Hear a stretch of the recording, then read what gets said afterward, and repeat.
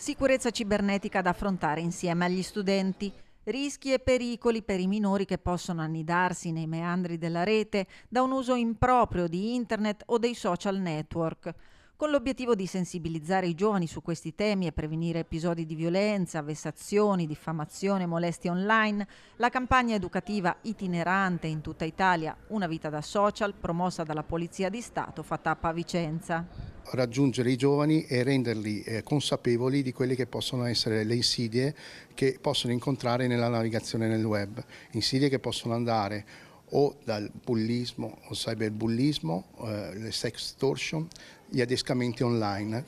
Ecco che noi tramite questa iniziativa cerchiamo di dare degli strumenti, delle forme di difesa appunto a questi ragazzi per lo più minorenni,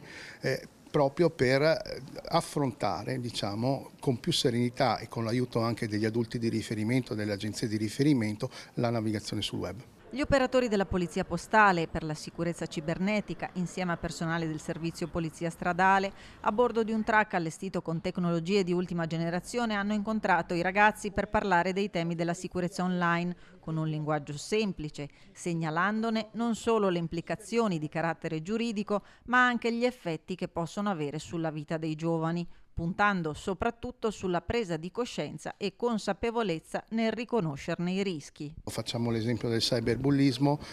il dato veneto è in linea con quello nazionale, abbiamo riscontrato un aumento del 10-12% della casistica. Questo riteniamo sia un effetto positivo proprio di questo tipo di attività, appunto di informazione che permette non solo il riconoscimento degli episodi di cyberbullismo ma anche la loro emersione. Ecco che appunto questo dato in aumento ci fa pensare che questa attività appunto di divulgazione di quelli che sono i pericoli porti anche all'emersione di nuovi casi e quindi a un aumento statistico dei casi trattati.